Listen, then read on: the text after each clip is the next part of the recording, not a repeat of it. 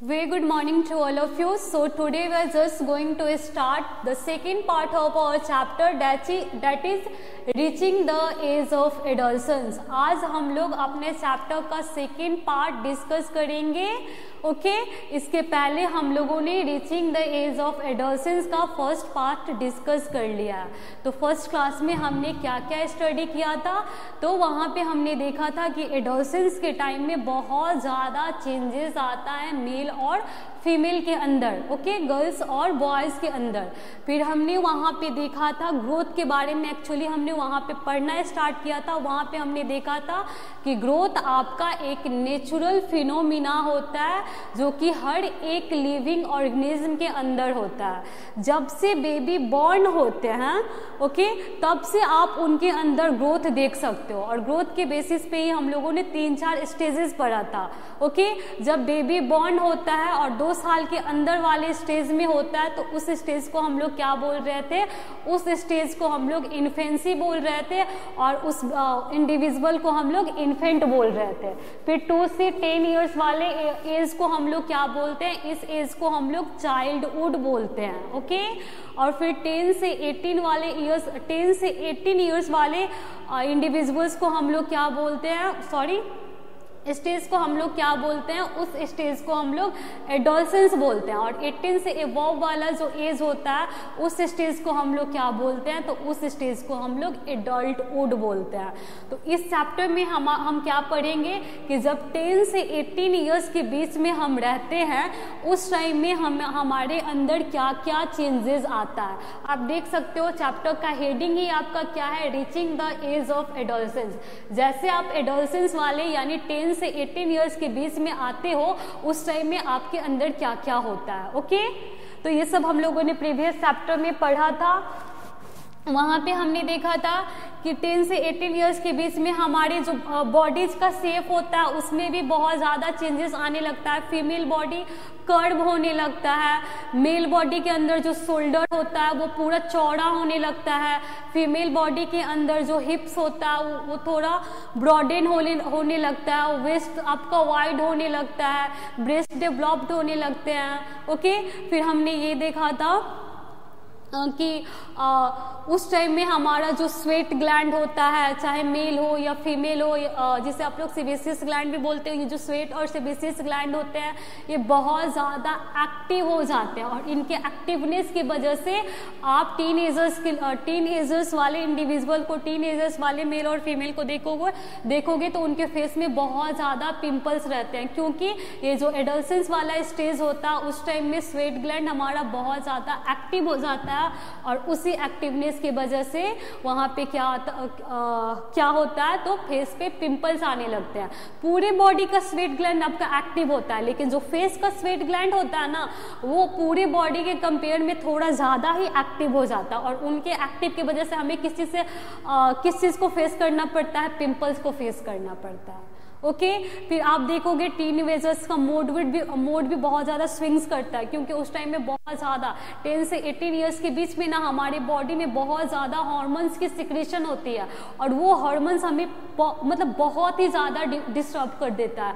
Emotionally, physically, हर वे से वो हमें डिस्टर्ब कर देता है. ओके फिर हमने देखा कि मेल और फीमेल का जो ये वॉइस बॉक्स जो लर्निक्स होता है वो भी आपका एडोलसेंस वाले एज में ग्रो होने लगता है, लेकिन जो ग्रोथ का रेट होता है वॉइस बॉक्स का वो मेल में ज़्यादा होता है एज कंपेयर टू फीमेल.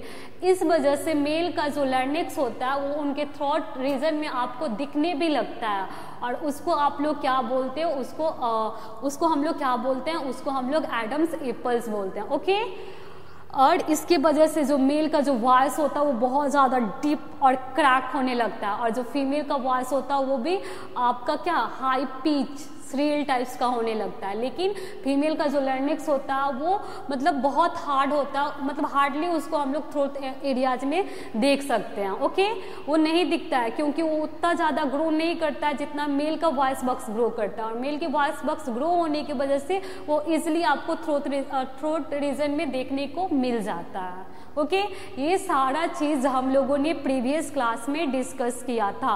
आज हम लोगों को क्या डिस्कस करना है, तो आज हम लोगों को डिस्कस करना है डेवलपमेंट ऑफ सेक्स ऑर्गेन्स। आज हम लोग देखेंगे सेक्स ऑर्गेन्स की डेवलपमेंट के बारे में। The sex organs develop fully during puberty।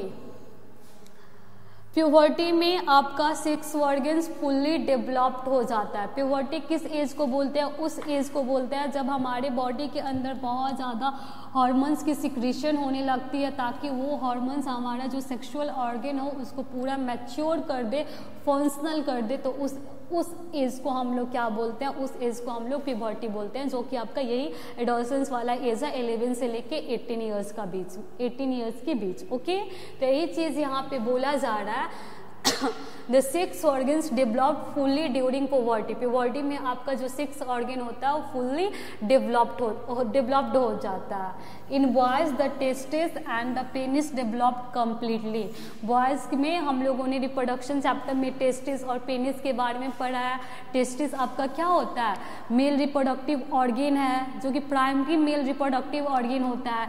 इसी के अंदर स्पर्म की फॉर्मेशन होती है और ये हमारे बॉडी के आउटसाइड में लोकेटेड होता है, क्योंकि स्पर्म की फॉर्मेशन के लिए हमें हमारा जो नॉर्मल बॉडी टेम्परेचर, जो कि कांस्टेंट बॉडी टेम्परेचर हमारे बॉडी का होता है 37 डिग्री सेल्सियस, उससे 2 से 3 डिग्री सेल्सियस कम चाहिए होता है। इसलिए हमारे बॉडी से आउटसाइड लोकेटेड होता है और स्पर्म की फॉर्मेशन करवाता है। तो ये जो टेस्टिस है ये हमारा कंप्लीटली डेवलप कब होता है? जब हम लोग एडोलसेंस वाले एज में आते हैं, जब प्यूबर्टी वाले एज में आते हैं, तब ये टेस्टिस आपका स्पर्म बनाना स्टार्ट कर देता है। ओके, और जो पेनिस होता है जिसके थ्रू कॉपुलेशन होता है, ये भी पूरा कंप्लीटली फुल्ली डेवलप्ड हो जाता है। In girls, the ovaries enlarge and start releasing egg every month. This lead to the onset of menstruation cycle। और रिप्रोडक्शन चैप्टर में आप लोगों ने पढ़ा होगा कि प्राइमरी फीमेल रिप्रोडक्टिव ऑर्गन्स आपका ओवरी होता है, और ओवरी के अंदर हमारा फीमेल गैमेट, जो कि ओव्यूल, जिसको ओबम और एग भी हम लोग बोलते हैं, वो प्रेजेंट होता है। वो जनरली किसी भी गर्ल्स में वो जो मदर की यूथरस के अंदर रहती है ना, तब से ही उनके ओवरी में ओबम प्रेजेंट होता है, लेकिन वो रिलीज फेलोपियन ट्यूब में नहीं होता है। वो फेलोपियन ट्यूब में कब रिलीज होता है? जब गर्ल्स प्यूबर्टी वाले एज को अटेंड कर लेती है, तब जाके ये हमारा जो ओवरी होता है वो ओबम को रिलीज करने लगता है। और जब आपका ओवरी ओबम यानी फीमेल गैमेट को रिलीज करने लगता है, तब आपका मेंस्ट्रुएशन साइकिल, तब से हम फीमेल बॉडी के अंदर मेंस्ट्रुएशन साइकिल स्टार्ट हो जाता है। यहाँ पे मुझे बस यही आपको बताना है कि ये जो ओवरी है, तो रिप्रोडक्शन चैप्टर के थ्रू हमने इसको देखा था कि ये प्राइमरी फीमेल रिप्रोडक्टिव ऑर्गन होता है, जो कि फीमेल गैमेट ओबम को प्रोड्यूस करता है। ओके, लेकिन ये जो ओवरी और ये जो ओबम फीमेल बॉडी के अंदर होता है, वो जब माँ के यूथरस के अंदर रहती है ना फीमेल, तब से ही उनकी बॉडी के अंदर रहता है, लेकिन वो रिलीज नहीं हो पाता। वो रिलीज कब होता है? ओवरी ओबम को रिलीज कब करता है फेलोपियन ट्यूब में? जब वो लड़की प्यूबर्टी वाले एज को अटेंड कर लेती है।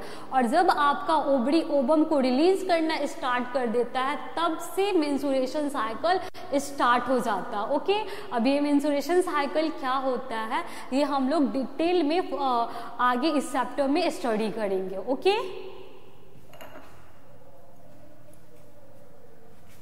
यही चीज बोला गया है। In girls the ovaries enlarge and start releasing egg every month. This lead to the onset of menstruation cycle.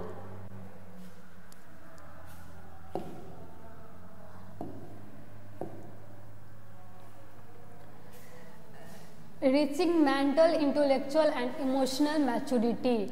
और यही एडोलसेंस एज में, प्यूबर्टी में जो इमोशनल मैच्योरिटी होती है, ये सब मेल और फीमेल के अंदर होने लगता है। Okay, on reaching the age of adolescence there are considerable change in the way of thinking, intellectual development take place. Adolescence becomes more self-conscious and independent, they start thinking for themselves. जैसे हम लोग adolescence वाले as में reach करते हैं, उस time में हमारा जो वे ऑफ थिंकिंग होता है, जो हमारा सोचने का तरीका होता है, ये सब बदल जाता है। और ये सब जो हमारे बॉडी के अंदर हार्मोन्स रन करता है ना, इसके वजह से होता है। ओके, जैसे आप एडोलसेंस वाले एज में एंटर करोगे, आपका जो वे ऑफ थिंकिंग होता है ना, वही चेंज हो जाता है। आप पता है बहुत ज़्यादा सेल्फिश हो जाते हो, सिर्फ अपने बारे में सोचते हो, हमेशा एकदम इंडिपेंडेंस रहने की कोशिश करते हो, किसी के कंट्रोल में नहीं रहना चाहते हो। अगर कोई आपको अपने अंदर रखना चाहता है ना, तो आपको बहुत ज़्यादा इरिटेशन फील होता है। आप एकदम इंडिपेंडेंस रहना चाहते हो, आप अपने लाइफ में किसी का इंटरफेरेंस नहीं चाहते हो। ओके, ये सब जैसे हम एडोलसेंस वाले एज में होते हैं, वैसे ये सारा चीज़ हम लोगों के साथ होता है। और ये सब हमारे बॉडी में जो हार्मोन्स फ्लो होता है, उसके वजह से होता है। ओके, तो इस चीज़ को हमें समझना चाहिए।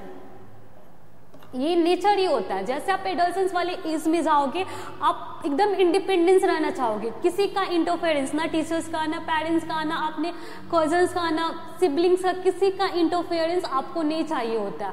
आप एकदम मतलब इंडिपेंडेंस रहना चाहते हो, जो आपको अच्छा लगे आप बस वही करना चाहते हो, आप अपने बारे में सिर्फ सोचते हो। ये सारा चीज़ मतलब आने लगता है हमारे अंदर, और ये सब हार्मोन्स की वजह से, जो हार्मोन्स हमारे अंदर रन करता है, इसी की वजह से होता है। ओके, यही चीज यहाँ पे लिखा गया है।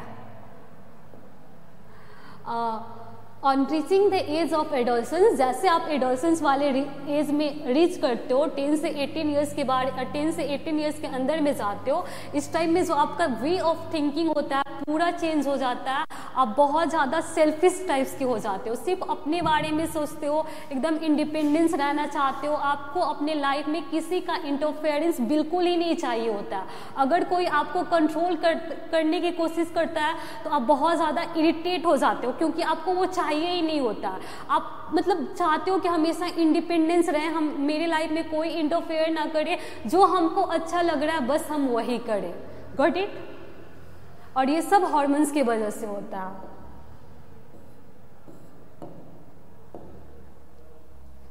It is also the time when an adolescent start feeling insecure while adjusting to change in the body and mind. और पता है ये जो एडोलसेंस वाला एज होता है 10 से 18 ईयर्स के बीच वाला, इसमें बहुत ज़्यादा चेंजेस होता है हमारे बॉडी में, फिजिकल अपीयरेंस में, थिंकिंग वे में। कभी कुछ करने का मन करता है, कभी कुछ करने का, कभी बहुत ज़्यादा इरिटेशन होता है, मूड स्विंग होता है। ओके, तो जो बॉडी के अपीयरेंस में भी चेंजेस होता है, वे ऑफ थिंकिंग में भी चेंजेस आता है, मूड स्विंग्स भी करता है। तो ये सब चीज़ हमें बहुत ही ज़्यादा इनसिक्योर मतलब हम बहुत ज़्यादा इनसिक्योर फील होने लगता है, हमें समझ ही नहीं आता है कि हमारे साथ क्या क्या हो रहा है। ओके, इसी एज में सब कुछ हो जाता है हमारे साथ। हमारा जो फिजिकल डेवलपमेंट है वो सब स्टार्ट हो जाता है, फिजिकल अपीयरेंस डिफर होने लगता है, जो थिंकिंग का वे है वो चेंज होने लगता है, मूड स्विंग्स करने लगता है। तो ये सब चीज़ हमें बहुत ही ज़्यादा इनसिक्योर फील करवाता है। ओके, हम एकदम इनसिक्योर हो जाता है, हमें कुछ समझ में नहीं आता है कि क्या क्या हो रहा है हमारे साथ। It is also very common in adolescents to develop attraction towards the opposite sexes। और ये जो adolescence वाला एज होता है ये बहुत कॉमन, ठीक है, इसमें बहुत ज़्यादा ये चीज़ आपको कॉमन देखने को मिलता है कि इस टाइम में जो अट्रैक्शन होता है ना, मेल को फीमेल के लिए, फीमेल को मेल के लिए, तो ये जो अट्रैक्शन वाला जो फिनोमिना है ये बहुत ज़्यादा कॉमन होता है एडोलसेंस के बीच में। ओके, एडोलसेंस वाले एज में ये जो अट्रैक्शन होता है ना, मेल को फीमेल के लिए, फीमेल को मेल के लिए, अपोजिट सेक्सेस के लिए, ये अट्रैक्शन बहुत ही ज़्यादा कॉमन होता है एडोलसेंस वाले एज में। Got it?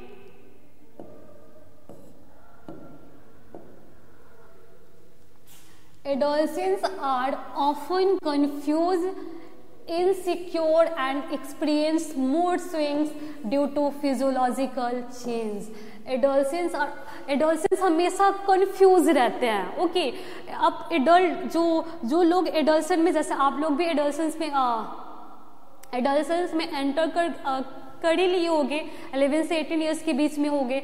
तो इस टाइम में ना आप हमेशा कंफ्यूज रहते हो, इनसिक्योर रहते हो, कंफ्यूज भी रहते हो, इनसिक्योर भी रहते हो, और आपका मूड भी स्विंग्स करते रहता है। कभी कुछ करने का मन करता है, कभी कुछ करने का मन करता है, कभी लगता है कि पढ़ना बंद करके खेलना स्टार्ट करें, मतलब मूड हमेशा स्विंग करते रहता है और हम इनसिक्योर फील करते रहते हैं। और ये सारा चीज़ क्यों होता है? तो ये सारा चीज़ फिजियोलॉजिकल चेंजेस, सारा चीज़ हॉर्मोन्स की वजह से होता है, जो चीज़ हमारे अंदर हमेशा, ये सारा डिफरेंट टाइप्स का हार्मोन्स हमारे अंदर हमेशा रिलीज होते रहता है ये एडोलसेंस वाले एज में, और इसी की वजह से हमारा मूड स्विंग्स करते रहता है, हमें बहुत ज़्यादा इनसिक्योर, एकदम इनसिक्योर वाला फीलिंग आता है, प्लस कंफ्यूज, हमेशा कंफ्यूज रहते हैं, हमें पता ही नहीं होता है कि हमें क्या करना है, हम क्या कर रहे हैं, ये सब कुछ हमें क्लियर नहीं होता, हम कुछ उतना ज़्यादा जो थिंकिंग वाला कैपेसिटी होता है वो हमारे अंदर होता ही नहीं है जब हम एडोलसेंस वाले एज में रहते हैं। ओके,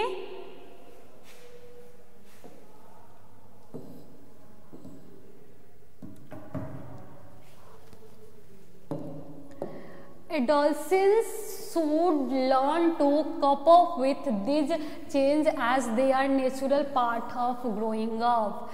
तो इस वजह से एडोलसेंस को हमें हमेशा जो 10 से 18 ईयर्स के बीच में रहते हैं उन्हें इस बात को ध्यान में रखना चाहिए कि ये सारा चेंजेस होते रहता है। क्यों होते रहता है? क्योंकि हम ग्रो कर रहे हैं तभी फीमेल के अंदर मेंस्ट्रुएशन साइकिल स्टार्ट हो रहा है। ओके, और मेल ग्रो कर रहा है तभी उनके अंदर जो ये एडम्स एप्पल उनका दिख रहा है, या फिर कोई भी चेंजेस जो उनके बॉडी के अंदर आ रहा है, ये सब एक नेचुरल फिनोमिना है, एक नेचुरल पार्ट है, जो कि आप अगर कोई भी इंसान जब ग्रो करता है तो सबके अंदर ये सारा चेंजेस आता है। तो इस चीज़ को हमें एक्सेप्ट करना चाहिए, हमें पैनिक नहीं होना चाहिए, हमें एक्सेप्ट करना चाहिए ये सारा चीज़ों को, क्योंकि हमें मतलब हम ये सबके साथ होता है, ठीक है। तो इस बात को एक्सेप्ट करके चलना चाहिए। यही चीज़ यहाँ पे लिखा गया है, adolescence should learn to cope up. उन्हें सीखना चाहिए कि कैसे ये सारे चेंजेस से वो डील करता है, और ये चेंजेस से वो थोड़ा सा भी पैनिक ना हो, क्योंकि ये एक नेचुरल फिनोमिना है जो कि सबके साथ होता है, ठीक है। एक नेचुरल पार्ट है ग्रोइंग ऑफ के लिए। Got it? इससे उनको कंफ्यूज नहीं रहना चाहिए और इससे उनको पैनिक भी नहीं होना चाहिए। ये सब नेचुरल होता है जो सबके साथ होता है ये वाला एज में। तो इस चीज़ को इन्हें एक्सेप्ट करना चाहिए और वो चेंजेस को एक्सेप्ट मतलब वो जो चेंजेस आ रहा है उसको एक्सेप्ट करना चाहिए, उससे डरना नहीं चाहिए, फिर पैनिक नहीं होना चाहिए। They should take guidance and help from parents, और उन्हें इस चीज़ का गाइडेंस अपने पेरेंट्स से और अपने टीचर से लेना चाहिए।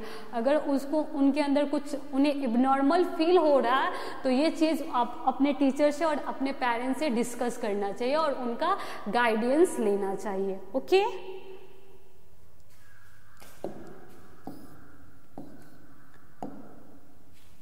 now we are just going to learn secondary sexual characteristics। secondary sexual characteristics in human males। अब ये secondary sexual characteristics क्या होता है?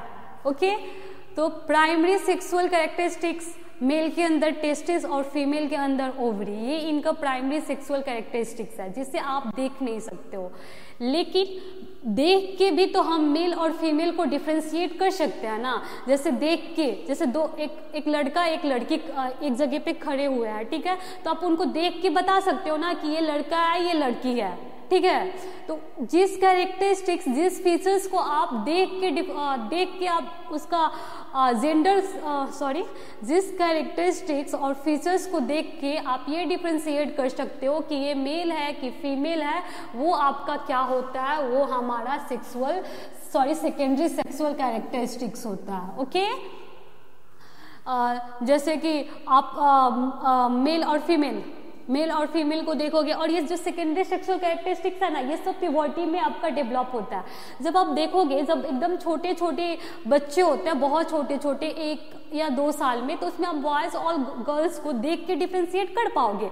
बहुत ज़्यादा टफ होता है ऐसे देख के डिफ्रेंशिएट करना, ओके, बहुत टफ होता है। लेकिन वहीं पे अगर कोई जो एडल्टहुड या फिर जो एडोलेसेंस में एंटर कर लिए रहते हैं, तो उस टाइप्स के बच्चों को देख के आप बहुत इजीली डिफ्रेंशिएट कर पाओगे कि ये मेल है कि ये फीमेल है। तो क्यों होता है कि वो सब सेकेंडरी सेक्सुअल कैरेक्टरिस्टिक्स की वजह से हम लोग उसको डिफ्रेंशिएट कर सकते हैं, और ये सेकेंडरी सेक्सुअल कैरेक्टरिस्टिक्स आपका प्यूबर्टी में ही आता है। ओके, तो मेल में क्या होता है सेकेंडरी सेक्सुअल कैरेक्टरिस्टिक, तो जो उनका शोल्डर होता है ना, ये जो शोल्डर वो बहुत ज़्यादा वाइड होने लगता है, प्लस जो उनका जो आवाज़ जो वॉइस होता है वो बहुत ज़्यादा डीप और क्रैक प्रोड्यूस करते हैं वो अपना वॉइस। ओके, एक तो शोल्डर पूरा चौड़ा होगा, प्लस उनका जो वॉइस होता है वो बहुत ज़्यादा डीप होता है। Growth of air under the chest, armpit and pubic area, और हेयर का ग्रोथ होने लगता है चेस्ट रीजन में, अंडर आर्म्स में, और जो प्यूबिक एरियाज होते हैं वहाँ पे हेयर में ग्रोथ होने लगता है। अपीयरेंस ऑफ बियर्ड एंड मस्टक, दाढ़ी मोछ ये सब आने लगते हैं। तो दाढ़ी मोछ किसके पास होता है? मेल के अंदर ही ना होता है।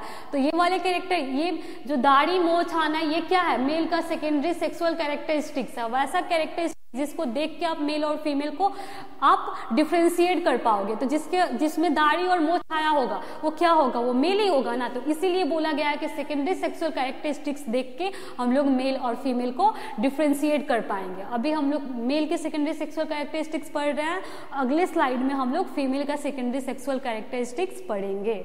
ओके, तो क्या होता है, आर्मपिट्स में, अंडर आर्म्स में आपका हेयर आने लगता है, प्यूबिक एरियाज में आने लगता है, और मूछ, दाढ़ी ये सब आने लगते हैं। और जो टेस्टिस होता है, जो सेक्स ऑर्गन, टेस्टिस और पेनिस, इसमें भी ग्रोथ होने लगता है। Increase activity of sweat and sebaceous gland, तो ये मेल और फीमेल दोनों में होता है। जो स्वेट और सेबेसियस ग्लैंड होता है उसकी एक्टिविटी में इंक्रीजमेंट होने लगते हैं। इसी एक्टिविटी की वजह से एडोलेसेंस वाले लोगों को देखिएगा, चाहे वो लड़की हो या लड़का हो, उसके फेस पे बहुत ज्यादा पिंपल्स आते हैं। Okay, oily skins and appearance of pimple, पूरा वायली स्किन। अगर पता है हमारा स्किन तो बहुत टाइप्स का होता है, ड्राई स्किन होता है, वायली स्किन होता है, ड्राई एंड वायली दोनों मिक्सर्स होते हैं। नॉर्मल स्किन मतलब वो एक कॉम्बिनेशन एक ड्राई स्किन होता है, एक ये वायली स्किन होता है, एक कॉम्बिनेशन स्किन होता है, और एक नॉर्मल स्किन होता है, एक सेंसिटिव स्किन होता है। तो जो जिसका फेस मतलब थोड़ा वायली स्किन होता है ना, तो वो एडोलेसेंस में जैसे एंटर करेगा और ज़्यादा वायल सिक्रेट होने लगेगा, तो उसे बहुत ज़्यादा पिंपल्स होता है। और जिसका ड्राई स्किन होता है उसको थोड़ा, जब वो एडोलेसेंस में एंटर करता है तो वहाँ पे वायल प्रोड्यूस होने लगता है, तो उसको थोड़ा बहुत पिंपल्स होता है। लेकिन वायली स्किन वाले लोग जैसे ही एडोलेसेंस में एंटर करते हैं उन्हें बहुत ही ज़्यादा पिंपल्स आने लगते हैं। Okay, darkening in skin colour of genital areas, genital areas होता है वहाँ का स्किन कलर जो आपका बहुत डार्क होना स्टार्ट हो जाता है।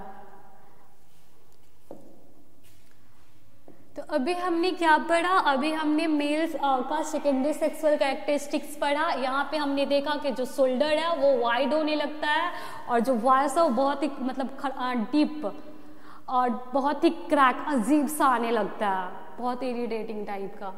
और जो चेस्ट वाला रीजन होता है, आर्मपिट्स होता है, प्यूबिक एरियाज होता है, यहाँ पे हेयर का ग्रोथ होने लगता है, उनमें दाढ़ी मूछ आने लगते हैं। प्लस उनका जो सेक्स ऑर्गन्स होते हैं, टेस्टिस, पेनिस, उसमें डेवलपमेंट होने लगता है। जो स्वेट ग्लैंड का होता है और जो सेबेसियस ग्लैंड होते हैं उनके एक्टिविटी इंक्रीज होने लगते हैं, और उन्हें पिंपल्स आने लगता है। वायली स्किन वाले को बहुत ज़्यादा पिंपल्स आता है, क्योंकि पहले से उनमें वायल्स होता है और ज़्यादा वायल्स का सिक्रेशन होने लगता है एडोलेसेंस में। और जो जेनाइटल एरिया होता है वहाँ का स्किन आपका डार्क होने लगता है। ये सारा चीज़ हम लोगों को मेल के अंदर देखने को मिलता है। These all are the secondary sexual characteristics of male. Now we are just going to study about females. अब हम लोग फीमेल के सेकेंडरी सेक्सुअल कैरेक्टरिस्टिक्स के बारे में देखेंगे। Growth of breast and external genitalia, external genitalia और जो ब्रेस्ट होता है वो ग्रो करने लगता है, ठीक है। ब्रेस्ट में ग्रोथमेंट आने लगती है और एक्सटर्नल जेनेटेलिया में आपका ग्रोथ आने लगता है। वाइडनिंग ऑफ पेल्विस एंड हिप्स, आपका जो ये लोअर एब्डोमिनल रीजन होता है पेल्विक ग्रिडल वाला, ठीक है, जैसे कि थ्रोसिस कैविटी और वेस्ट तक के रीजन को हम लोग क्या बोलते हैं, एब्डोमिनल कैविटी।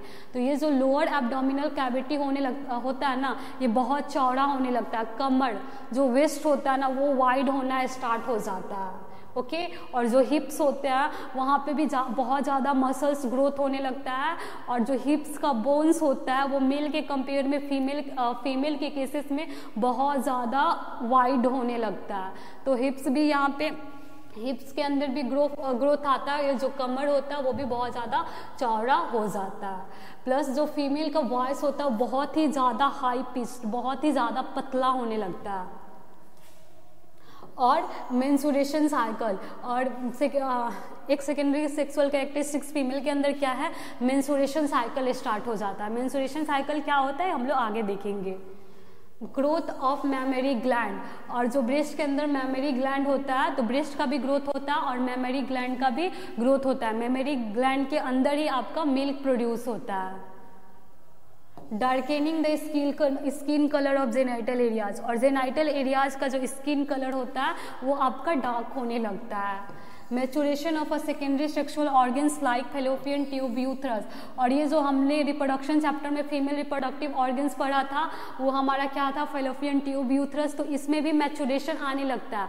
यूथरस भी आपका पूरा मैच्योर होने लगता है, मतलब स्ट्रांग होने लगता है, बड़ा होने लगता है, क्योंकि यूथरस के अंदर, यूथरस का काम क्या है, बेबी को अपने अंदर रखना। 9 मंथ तक बेबी यूथरस के अंदर रहता है। तो उतना जो लोड होता है वो सब यूथरस को क्या करना पड़ता है, सहना पड़ता है। तो इस चीज़ को सहने के लिए, ठीक है, इस चीज़ को सहने के लिए इसी एज में जो यूथरस होता है वो भी आपका डेवलप होने लगता है। तो यूथरस, फेलोपियन ट्यूब, ये सब मैच्योर होना स्टार्ट कर देते हैं। And these all are the secondary sexual characters of female, okay. So आज के लिए इतना ही। आज के क्लास में हमने क्या पढ़ा, आज की क्लास में हमने पढ़ा development of sex organ, okay. जो बॉयज़ का टेस्टिस होता है, पेनिस होता है, वो कंप्लीटली आपका क्या होता है, डेवलप होना स्टार्ट कर देता है। जो फीमेल का ओवरीज होता है, ओवम होते हैं, वो रिलीज होना, ओवरीज ओवम को रिलीज करना स्टार्ट कर देता है। मेंस्ट्रुएशन साइकिल स्टार्ट हो जाता है। फिर हमने क्या देखा कि इस एज में बहुत ज़्यादा हार्मोन्स हमारे बॉडी के अंदर सीक्रेट होता है। उस हार्मोन्स की वजह से हमारा जो वे ऑफ थिंकिंग है, जो हमारा फिजिकल अपीयरेंस है, वो सब आपका चेंज होने लगता है। हम बहुत ज़्यादा सेल्फिश जैसा बिहेव करते हैं, इंडिपेंडेंट रहने की कोशिश करते हैं, किसी का इंटरफेरेंस नहीं चाहते हैं, ठीक है। और बहुत कंफ्यूज रहते हैं, हमेशा कंफ्यूज रहते हैं, इनसिक्योर रहते हैं, ओके। मूड हमेशा हमारा स्विंग करने लगता है इस एज में, क्योंकि बहुत ज़्यादा हार्मोन्स की सिक्रेशन हमारे बॉडी के अंदर होता है। वही सारा हार्मोन्स ये सारा चीज़ करवाता है। तो इस एज में ना जो एडोलसेंस वाले एज में आप एंटर करते हो ना, उस इंडिविजुअल को हमेशा जानना चाहिए ना कि ये सब एक नेचुरल पार्ट है ग्रोथ का, ये सबके अंदर होता है, इसको एक्सेप्ट करना चाहिए, ओके। और इससे कप अप करने का तरीका सीखना चाहिए। अगर कोई गाइडेंस की ज़रूरत हो तो टीचर्स, कोई एबनॉर्मलिटीज़ बॉडी के अंदर दिख रहा है तो टीचर या पेरेंट्स से कंसल्ट करना चाहिए। फिर हमने देखा कि प्राइमरी कैरेक्टर्स के बाद भी सेकेंडरी सेक्सुअल कैरेक्टरिस्टिक्स के थ्रू हम लोग मेल और फीमेल को देख के डिफ्रेंशिएट कर लेंगे। तो वहाँ पे हमने मेल का सेकेंडरी सेक्सुअल कैरेक्टरिस्टिक्स देखा कि उनका शोल्डर आपका क्या हो रहा है, पूरा वाइड होने लग रहा है, ओके। फिर उनका जो वॉइस हो रहा है वो डीप होने लगता है। फिर मस्टेक्स, बियर्ड्स, ये दाढ़ी मोछ सब आने लगते हैं। प्यूबिक एरियाज में हेयर्स आने लगते हैं, अंडर आर्म्स के अंदर हेयर्स आता है, चेस्ट रीजन्स में हेयर्स आते हैं। ये सारा characteristics, testis, penis fully develop होने लगते हैं। फीमेल के अंदर हिप्स ब्रॉड हो जाता है, वेस्ट वाइड हो जाता है, प्लस ब्रेस्ट डेवलप्ड होने लगता है, मेमोरी ग्लैंड डेवलप्ड होने लगता है, मेंस्ट्रुएशन साइकिल स्टार्ट हो जाता है, यूथरस, फेलोपियन ट्यूब मैच्योर होने लगते हैं। तो ये सब आज के क्लास में हम लोगों ने देखा, ओके। सो आज के लिए इतना ही, अभी के लिए इतना ही हम लोग देखेंगे। अगले लेक्चर में हम लोग इसके आगे वाले चीज़ों के बारे में पढ़ेंगे। Okay, so that's all for today. Thank you, have a nice day.